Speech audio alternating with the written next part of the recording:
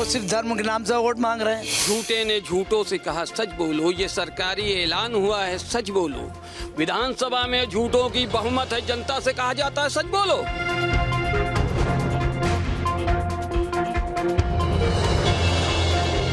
कुछ लोगों के अंदर ये बात अब पैदा हो गई है कि ये हिंदू मुस्लिम करने से हमारा भला नहीं है। यहाँ की जनता मारी मारी फिरती है, उन लोगों को ढूंढती है कि जिनको हमने वोट दिया था, अपना मताधिकार दिया था, वो लोग हैं कहाँ। बड़े मियां किधर चले की टीम पहुंच गई है रायबरेली। ये वही रायबरेली है जहां से कांग्रेस की राष्ट्रीय अध्यक्ष सोनिया गांधी लोकसभा पहुंचती है। इस सीट ने कई प्रधानमंत्रियों को लोकसभा का रास्ता दिखाया है, लेकिन क्या यहां पर विकास और बुनियादी मुद्दे अभी भी बने हुए हैं? ये वो सीट है जहां पर रायबरेली सदर में आज तक बीजेपी नहीं जीत पाई, लेकिन क्या इस बार बीजेपी इस कांग्रेस के गढ़ में सेंध लगा पाएगी? ये वो सारे सवाल हैं जिन्हें जानने के लिए चलते हैं रायबरेली में और रायबरेली के मुसलमानों से, यहाँ के लोगों से जानते हैं उनके।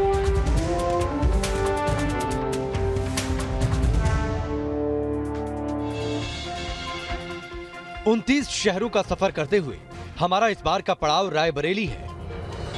रायबरेली में मुसलमानों के मन की बात जानने से पहले हम करीब 3096 किलोमीटर का सफर तय कर चुके हैं।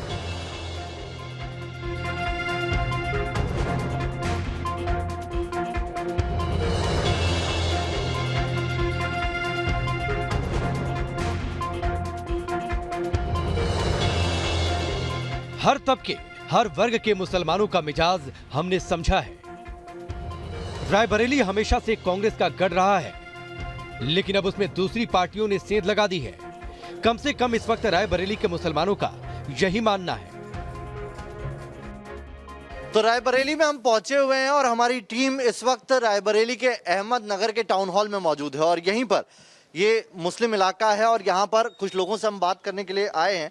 कुछ लोग हैं, उनसे बात करते हैं, क्या उनके मुद्दे हैं वो उनसे समझते हैं। और इस बार इस इलेक्शन में यहाँ का मुसलमान अगर देखेगा, अपने मुद्दों को देखेगा, यहाँ के क्या ज़मीनी मुद्दे हैं वो भी बात करेंगे और कौन से वो इश्यूज़ हैं जिनके ऊपर इस बार यहाँ पर वोट डाले जाएंगे। भाई साहब नाम बताइए। हमारा नाम ताज मोहम्मद है। ताज मोहम्मद भाई, क्या है इस बार इलेक्शन के मुद्दे क्या है और अगर मुसलमानों की बात की जाए तो मुसलमानों के हक में कौन खड़ा दिखाई दे रहा है? मुसलमानों के हक में कोई इस समय नहीं खड़ा, सपा सरकार के अलावा। सपा हम लोगों के लिए जो भी कर सकती है, सपा कर सकती है। मुद्दे क्या हैं, किन मुद्दों पे? नाले हम लोगों के यहाँ रोड नहीं बनी है। नगर पालिका में देख लीजिए तो रोडें सब खराब हैं। एक तरफ से जहाँ जहाँ जिधर चले जाइए आपको रोड बिल्कुल गड्ढे बनी हुई हैं और गड्ढा मुक्त के नाम से सब धंधा किया गया। आप बताइए भाई साहब कि क्या है इस बार के वो कौन से इश्यूज हैं जिन पर मुसलमान वोट करेगा? देखिए, मुसलमानों को तो हमेशा टारगेट किया जाता है, जैसे कोई भी हो चैनल के माध्यम से या, लेकिन हमेशा मुसलमानों ने अपने हिंदू भाइयों का साथ दिया है। ये मुसलमान हमेशा अपने हिंदू भाइयों के साथ रहता है और पसंद करता है, और जो अच्छे होते हैं, जो सही बात करते हैं, जो लोगों से मोहब्बत करते हैं, इंसानों से, उनको पसंद करता है। नफरत करने वहाँ ये बात है कि जो नफरत करते हैं, जो लोग भड़काते हैं, जो लड़ाते हैं, उनको मुसलमानों ने कभी नहीं पसंद किया, उनको नकारा है। सोनिया गांधी रायबरेली से सांसद हैं। कांग्रेस के अखिलेश सिंह 3 दशक तक विधायक रहे। अब उनकी बेटी अदिति सिंह विधायक हैं, लेकिन रायबरेली के मुसलमानों के हालात नहीं बदले। यहाँ पर विकास के नाम पर कुछ नहीं है, लोग मारे मारे फिर रहे हैं। सड़कें देख लीजिए, बद से बदतर हैं, निकलना दूभर है। जिम्मेदार कौन है इसका? इसका जिम्मेदार हम जिसको भी अपना अच्छा समझते हैं वो ही सीट पे बैठने के बाद यहाँ से विकास से कोसों दूर चला जाता है। यहाँ की जनता मारी मारी फिरती है, उन लोगों को ढूंढती है कि जिनको हमने वोट दिया था, अपना मताधिकार दिया था, वो लोग हैं कहाँ। आपकी सांसद हैं अभी कांग्रेस की राष्ट्रीय अध्यक्ष सोनिया गांधी, आपसे मुलाकात होती है उन लोगों उनकी? देखिए ऐसा है, आती है वो यहाँ कभी कभी। इधर तो 2 सालों 3 सालों से लगभग वो बीमार है, नहीं आई हैं। लेकिन मैं साफ शब्दों में कहूँगा कि कांग्रेस पार्टी भी कमरों की राजनीति करती है। बंद कमरों में बैठकर विज्ञापन जैसे दिया जाता है लोगों को, उसी तरह से बंद कमरे में बैठ करके ज्ञापन दे देते हैं ये लोग और वहीं से खाना पूर्ति कर लेते हैं। ऐसे विकास नहीं होता। विकास करने के लिए गरीबों के बीच में जाना पड़ेगा। मुसलमान के लिए जो मुद्दा है वही जो है सबके लिए मुद्दा है। यहाँ पे जो है शिक्षा, बेरोजगारी और भ्रष्टाचार और महंगाई, ये सब मेन मुद्दे जो है वो ये हैं। और मेन मुद्दे से ध्यान भटकाने के लिए जो है प्रदेश सरकार और केंद्र सरकार दोनों जो है इन का ध्यान भटकाने के लिए जो है ये सांप्रदायिकता फैला के ये चुनाव कराना चाह रहे हैं। विकास की परिभाषा, विकास आम जनता के लिए सड़कें सही हों, विकास आम जनता जो भुखमरी कगार पे है उसका रोजी रोजगार से फ़ायदा हो, आम जनता जो आज परेशान है पुलिस से उसका भी सहयोग मिले। ये योगी सरकार जो चल रही है ये विकास नहीं धर्म के नाम पे चल रही है। खास बात ये कि युवा भी कांग्रेस से काफी नाराज है। बीजेपी को मुस्लिम कम वोट करते हैं, ऐसे में दूसरे विकल्पों के बारे में खुलकर बात होने लगी है। आप युवा हैं, किस तरीके से देख रहे हैं इस बार यूथ के क्या मुद्दे होंगे और बतौर मुसलमान कैसे देख रहे हैं आप इस पूरे इलेक्शन को? बतौर मुसलमान तो ये चाहता है कि अपना एक प्लेटफार्म हो और वो प्लेटफार्म जो हमारे साथ भेदभाव ना करता हो, वो प्लेटफार्म जो हमारे साथ कंधे से कंधा मिलाकर चलने। भेदभाव हो रहा है? बिल्कुल हो रहा है। किन चीजों में भेदभाव हो रहा है? क्योंकि अभी जो हमने उनसे भी बात की वो भी कह रहे हैं भेदभाव हो रहा है। जो योजनाएं ऊपर से आई है सबके लिए आई है, उसमें तो कहीं ये फर्क नहीं किया जा रहा ना कि ये हिंदू को देंगे मुसलमान को नहीं देंगे। बिल्कुल दिया जा रहा है। कैसे दिया जा रहा है? किन किन जगहों पर दिया जा रहा है? नौकरी में कितना परसेंटेज है मुसलमानों में, ये भेदभाव है। नहीं, बट नौकरी के लिए क्वालिफाई भी तो करना पड़ेगा ना। कितने हैं क्वालिफाई? बहुत सारे हमारे नौजवान आप पढ़ेंगे तभी तो क्वालिफाई करेंगे। बहुत सारे हैं, लेकिन वैकेंसी निकलती हैं और जो निकलती हैं उनमें भेदभाव किया जाता है कि हमारा रिश्तेदार आ जाए, उसमें भी भ्रष्टाचार है। भ्रष्टाचार है। बिल्कुल बढ़िया अच्छा, किन किन मुद्दों पर होगा इस बार का वोटिंग? विकास पर होगा। इन्होंने कोई विकास नहीं किया, 5 साल में देश का सत्यानाश कर दिया, बेड़ा गर्क कर दिया पूरे मुल्क का। इन्होंने सबका साथ सबका विकास का नारा झूठा है? कुछ नहीं, सब गलत, बकवास। फर्क आया है, लकीर लंबी हुई है। बिल्कुल फर्क आया है, बहुत ज़्यादा फर्क आया है। हिंदू मुसलमान एकता हम भावना है ही नहीं उनमें, और वो चाहते हैं कि हम हिंदू का धर्म मनाएं और या हिंदू का राष्ट्र चलाए, तो वो नहीं चला पाएंगे। ये बड़ा बयान दे रहे हैं भाई साहब। आप कह रहे हैं हिंदू राष्ट्र बन जाएगा? बिल्कुल नहीं बन पाएगा, बिल्कुल नहीं बन पाएगा। योगी वापस आ गए तो हिंदू राष्ट्र बन जाएगा? नहीं बन पाएगा, नहीं बन पाएगा। नहीं आप बन पाएगा? बिल्कुल नहीं बन पाएगा। आज का मुद्दा जो होना चाहिए वो सिर्फ महंगाई पे, भ्रष्टाचार पे और नौजवानों के ऊपर होना चाहिए। व्यापारी आज तिल तिल मर रहा है, व्यापारी की कोई बात करने वाला नहीं है। रोजगार किस तरीके का है, हर आदमी परेशान है, इस पे कोई बात नहीं करेगा। मुद्दा जो हो रहा है वो सिर्फ मंदिर और मस्जिद का हो रहा है। जो भी बातें हो रही हैं, सरकार सिर्फ जनता को घुमाने पे लगी हुई है कि मंदिर हमने बना दिया है, अयोध्या को हमने सजा दिया है, अब काशी की बारी है। मथुरा को सामने ला करके वो वोट मांग रहे हैं। आज भी गाड़ियाँ रोड के ऊपर घूम रही हैं, वो यही गाना बजा रही हैं कि जो भी होगा मंदिर मस्जिद पे चुनाव होगा, महंगाई पे, भ्रष्टाचारी पे कुछ नहीं होगा। कोरोना काल में आप लोगों ने देखा किस तरीके जनता मरी है, सड़कों के ऊपर लोग पैदल चल रहे थे, कोई पूछने वाला था? आज कोई बात करता है? सब भूल गए। वजह क्या थी कि कोई याद दिलाने वाला ही नहीं है। जनता उसको, सरकार उसको घुमा रही है और जनता उसको भूल गई है। क्यों? क्योंकि देश में आज 200 रुपये का राशन, जनता उसी में खुश है। 1000 रुपये का सिलेंडर उधर से वसूल रही है सरकार, उसको कोई नहीं बोल रहा है। तेल डबल शतक मार चुका है, पेट्रोल 100 रुपये लीटर हो गया है, डीजल 90 रुपये लीटर हो गया है, कोई पूछने वाला है? कांग्रेस के शासन में 2 रुपये बढ़ते थे तो जनता रोड पे आ जाती थी। रायबरेली पिछड़ा रह गया, इसके लिए कौन जिम्मेदार है? मुसलमान उन हुक्मरानों को कोस रहे हैं जिन्होंने मुसलमानों को सिर्फ वोट बैंक समझा, लेकिन अब रायबरेली के मुसलमान सीधे तौर पर विकास के लिए वोट करने का मन बना चुके हैं, क्योंकि वो जान चुके हैं शिक्षा रोजगार से ही उनकी कौम का भला होने वाला है। रायबरेली सदर सीट से आज तक बीजेपी जीती नहीं। इस बार क्या होगा? इस बार भी नहीं जीतेगी। अब तो आपकी अदिति जो हैं, जो कांग्रेस की यहाँ से विधायक रही, वो बीजेपी में शामिल हो गई। बिल्कुल नहीं जीतेगी। ये सीट तो उन्हीं के परिवार की रही है। बिल्कुल, हाँ, उनके परिवार की थी, उनके पिताजी की थी, लेकिन इस बार नहीं होगी।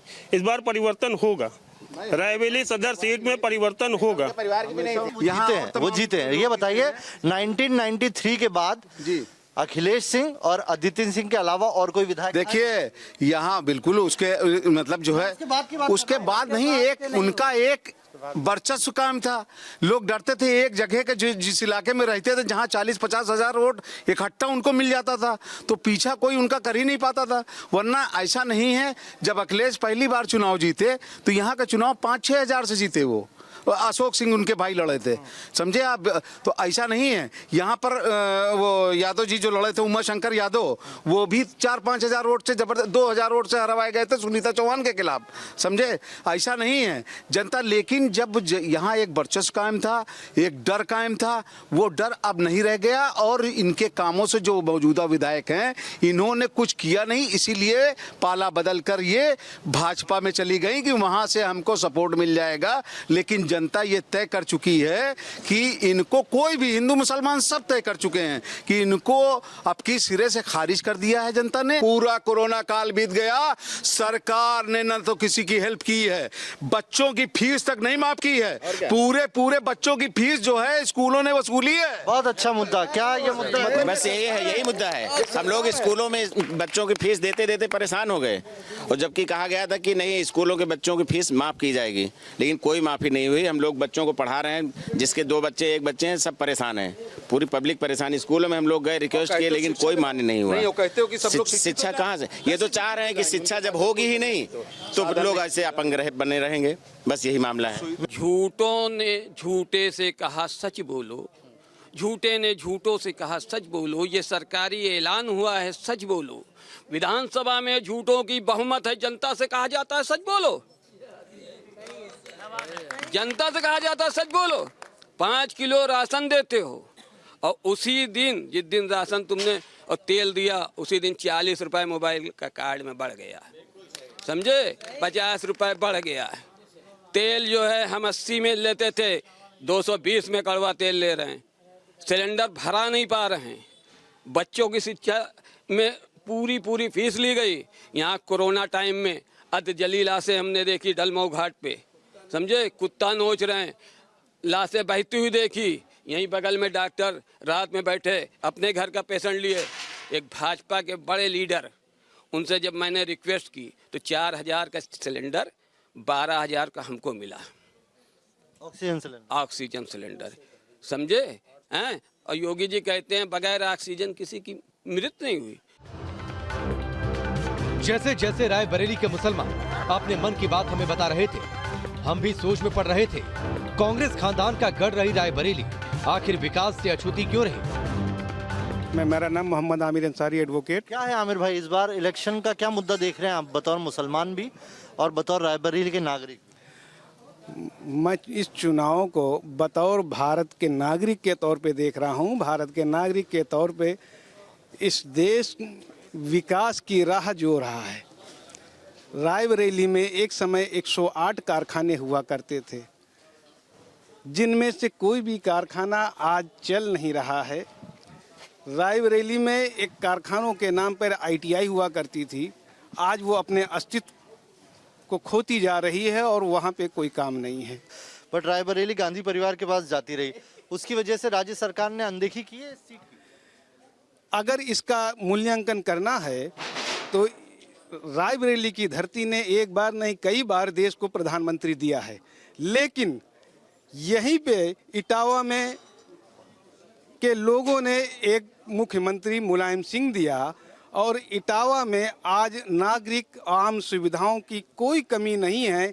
उसका मूल्यांकन रायबरेली के प्रधानमंत्री और मुख्यमंत्री के क्षेत्र में किया जाए तो शायद देखने में पता चल जाएगा। तो इसके लिए तो जिम्मेदार वो लोग भी हुए जो यहाँ से जीत के प्रधानमंत्री बन गए। जीत के जो प्रधानमंत्री बन गए उसी का मूल्यांकन की मैं बात कह रहा हूँ कि रायबरेली में आज एक भी ऐसा कोई कॉलेज नहीं है जिससे उच्च शिक्षा रायबरेली के आम नागरिक को मिल जाए। रायबरेली की बहन बेटियों को कोई शिक्षा का प्रबंध कर दिया गया हो, वो भी नहीं है। तो ये टाउन हॉल था, इलाका अहमदनगर इलाका था और वहाँ का टाउन हॉल था जहाँ पर हमने छोटी सी चौपाल लगाई थी। रायबरेली सदर वो सीट है जहाँ से बीजेपी आज तक नहीं जीती, लेकिन इस बार समीकरण बदले हुए हैं। उसकी वजह यह है कि यहाँ ये जो सीट थी रायबरेली सदर, ये अखिलेश सिंह परिवार की कह सकते हैं कि सीट रही है या कांग्रेस की सीट रही है। लेकिन अब जो यहाँ की मौजूदा विधायक हैं अदिति सिंह, जो कांग्रेस से थी, वो अब बीजेपी में शामिल हो चुकी हैं। तो इस बार क्या रायबरेली सीट में जो बीजेपी का सालों का सूखा है वो खत्म होगा या अदिति को इसका खमियाजा भुगतना पड़ेगा? रायबरेली में एक जमाने से कांग्रेस की ही लहर चलती थी, लेकिन धीरे धीरे जनता का मोह भंग हुआ और कांग्रेस का जनाधार कम होता गया। इसके पीछे की वजह भी समझिए। रायबरेली सदर सीट का यह अलीमिया चौक है। रायबरेली में पड़ने वाला ये चौराहा, ये कह सकते हैं कि यहाँ पूरे आसपास मुस्लिम आबादी है, बड़ी तादाद में यहाँ पर मुसलमान रहते हैं और उन्हीं से हम बातचीत करने के लिए आए हैं। भाई साहब नाम बताएंगे अपना? मेरा नाम फखरुल खान है। खान साहब, इस इलेक्शन में यहाँ के मुसलमानों के क्या मुद्दे रहने वाले हैं? मुसलमानों के मुद्दे विकास के हैं यहाँ पे, क्योंकि ये तो हमारे शहर का इलेक्शन, सदर का इलेक्शन में हम लोग सदर में रह रहे हैं, तो सदर में तो मेन चीज़ है कि विकास जो नगर पालिका से यहाँ बिल्कुल काम नहीं हुआ है। आपके ये जो अभी विधायिका हैं, कांग्रेस से थी, कांग्रेस से जीती अदिति सिंह, उनके पिता उससे पहले यहाँ से जीतते रहे, कभी निर्दलीय जीते, कभी पीस पार्टी जीते, कभी कांग्रेस से जीते। अब ये कांग्रेस की सीट से लड़ी, जीती और अब ये बीजेपी में चली गई। तो ये परिवार की डायनेस्टी रही है इस सीट पर। तो देखिए, विधायक स्वर्गीय अखिलेश सिंह की जो राजनीति का तरीका था उसको ये इनकी बेटी कभी छू भी नहीं पाएंगी, ये एकदम स्पष्ट बात है, क्योंकि लगातार वो विधायक रहे। उनकी जो राजनीति करने का तरीका था वो किसी जात और धर्म वाले को छोड़ते नहीं थे। उन्होंने भाजपा के राज में मंत्री पद नहीं स्वीकार किया, लेकिन निर्दलीय लड़ना स्वीकार किया और उनको सारी जात बिरादरी के लोग वोट देते थे, इसीलिए वो लगातार विधायक थे। लेकिन इनकी बेटी जो आई अदिति सिंह जी, इन्होंने जो है वो कांग्रेस से टिकट लिया और विधायक जी के प्रभाव से वो कांग्रेस के टिकट के दम पे ये जीत गई। उसके बाद इन्होंने भाजपा का दामन थाम लिया। इसमें कुछ हद तक जो है कांग्रेस की इंटरनल पॉलिटिक्स भी जिम्मेदार है। नहीं, सिंह परिवार की सीट नहीं है। जो ठाकुर अखिलेश सिंह जी थे, वो कोई ऐसी बात नहीं है कि उस समय कोई सिंह या ठाकुर लोगों का बहुत ज़्यादा असर रहा हो, वो तो सारे लोगों का लेके चलते थे। लेकिन उनके बाद ये सिस्टम पूरा खत्म हो गया, फेल हो गया, मतलब अदिति सिंह जी फेल हैं। अब सवाल उठता है, जब कांग्रेस से रायबरेली के मुसलमानों का मोह भंग हो रहा है तो फिर विकल्प कौन है? जबकि ये बात जगजाहिर है, मुसलमान बीजेपी को कभी खुलकर वोट नहीं करता। रायबरेली के लोगों को क्या बीजेपी से बहुत दिक्कत है क्या? कभी आज तक बीजेपी जीत नहीं पाई यहाँ पे? बीजेपी से दिक्कत रही है। बीजेपी ज्यादातर ये देखा जाता है कि मुसलमान है तो वो बीजेपी विरोधी है। मुसलमान बीजेपी विरोधी क्यों है? हम गांधी जी के मानने वाले हैं। अगर हम धर्म के साथ रहते तो हम पाकिस्तान चले जाते। हम महात्मा गांधी के विचारों के साथ है तो हिंदुस्तान में है। केशव मौर्य जी कहेंगे वो जालीदार और टोपी वाले, इस तरह के बयान आप देंगे, फिर मुसलमानों से कहेंगे कि ये भाजपा के विरोधी है। अब हमसे प्यार तो करिए। लंबे बाल वाले आप हमारे लोगों को टिकट नहीं देते कि विधानसभा में हमारा परसेंटेज ही ना बचे। उसके बाद कहते हैं कि एक का हमारा साथ नहीं देती। अब अपने गिरेबान में तो झांक के देखें, हम तो आपके साथ अभी भी कंधे से कंधा मिला के चलने को तैयार है। मोदी या योगी से नफरत हावी हो रही है या विकास, और ये मुद्दे होते हैं? ये तो उनकी नीतियों का है। उनकी नीतियाँ ही ऐसी हैं कि जिसको जो है आम आदमी नहीं पसंद करता है, उसमें मुसलमान या हिंदू कोई बात नहीं है। ऐसा थोड़ी नहीं कि हिंदू बरादरी के लोग जो है उनको लाइक करते हैं। अरे भाई, वो भी तो विरोध कर रहे हैं। जिनको हम चुनते हैं वो भी तो हिंदू हैं। अगर हमको चुनना हो कि भाई ठीक है कोई मुसलमान या उसकी पार्टी हो, लेकिन हम तो चुनते हैं उसी हिंदू को। जिनकी नीति अच्छी होती है उनको हम पसंद करते हैं। जो हमको कम से कम कुछ दे ना सके तो हमसे कुछ ले भी ना ले। सांसद सोनिया जी रही, हमेशा हैं, आज भी हैं, लेकिन उससे कोई भला जो है आम आदमियों का नहीं हो रहा है। ओवैसी साहब का कितना असर है? अरे यहाँ ओवैसी का नो कुछ नहीं, ओवैसी नहीं है। ओवैसी साहब जो है वो पर्यटक राजनीतिक हैं, पर्यटन के लिए आते हैं। वो बिहार में अपना कुछ उनको हिसाब बन गया था, बंगाल में लोगों ने उनको निगलेक्ट कर दिया, तो वो 8 सीटों पे कुछ लड़ा पाए। रायबरेली के मुद्दे क्या है? रायबरेली के मुद्दा, मेन मुद्दा तो विकास है। विकास की तरफ इस तरह जितना वादा करती है सरकार, दावे कर रही है, उतना मुद्दे जो है विकास दिखाई नहीं दे रहा है। उसी के लेके मुद्दे हैं कि जो विकास करे और सेक्युलर पार्टी हो, जो हिंदू मुस्लिम सबको एक साथ जोड़कर चले। मेरा मानना है कि वही सरकार आए तो ज़्यादा बेटर है। रायबरेली जिले में 6 विधानसभा सीट आती है। 2017 में जिसमें से 2 पर कांग्रेस जीती थी, 3 सीटों पर बीजेपी और 1 पर समाजवादी पार्टी ने जीत हासिल की थी। कांग्रेस के कद्दावर नेता रहे अखिलेश सिंह के निधन के बाद अदिति सिंह ने कांग्रेस के टिकट पर जीत दर्ज की, लेकिन वो कांग्रेस छोड़कर बीजेपी में शामिल हो चुकी हैं। ऐसे में रायबरेली का मुसलमान अब किसे वोट करेगा, ये बड़ा सवाल है। क्या रायबरेली में मुसलमान नए समीकरण के लिए कुछ गणित बिठा रहा है? इसका पता 10 मार्च को चल जाएगा। तो रायबरेली की 6 विधानसभा सीटों में 3 बीजेपी ने जीती थी, 2 कांग्रेस ने जीती थी पिछली बार और 1 समाजवादी पार्टी के पास गई थी। लेकिन जो कांग्रेस ने 2 सीटें जीती थी, जिसमें रायबरेली सदर और हरचंदपुर थी, वो दोनों कांग्रेस नेता अब बीजेपी में शामिल हो चुके हैं। विकास कार्य यहाँ नहीं हो पाए हैं, इसका मलाल लोगों के बयानों में दिखाई देता है। अब इसके पीछे वजह यहाँ के उन नेता जो यहाँ से जीत के गए उनकी नज़रअंदाजी है, या सियासी एक जो रस्साकशी थी उसकी वजह से रायबरेली इस तरीके से जो विकास नहीं हुआ है उसकी मार झेल रही है। ये सारे सवाल हैं जिनका जवाब यहाँ की जनता इस चुनाव में देगी। बड़े मियाँ किधर चले में आज रायबरेली से इतना ही। कल फिर किसी और सीट पर करेंगे मुलाकात।